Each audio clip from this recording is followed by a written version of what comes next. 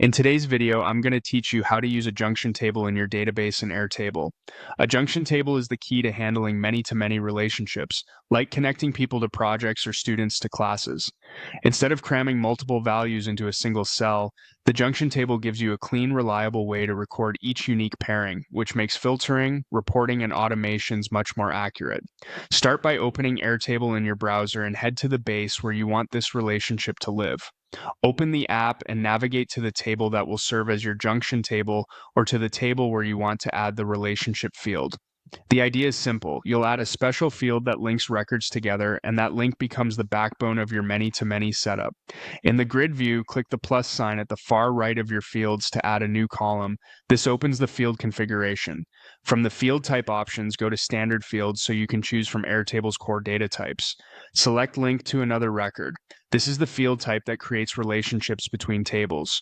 When you use it in a junction table, each row becomes a single connection between two records, which keeps your data tidy and prevents duplicates.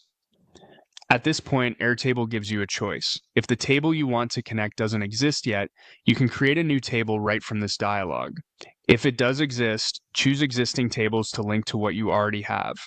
Click on the table you want to connect to, then confirm by clicking Create.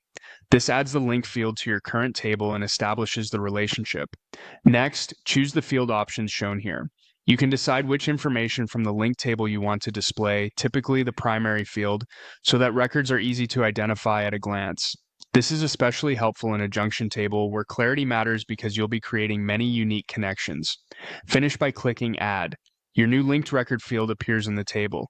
You can now click into any cell in that column and start selecting related records from the connected table. Each selection creates a clean, auditable relationship that your junction table can manage, making it straightforward to build views, rollups, and summaries later.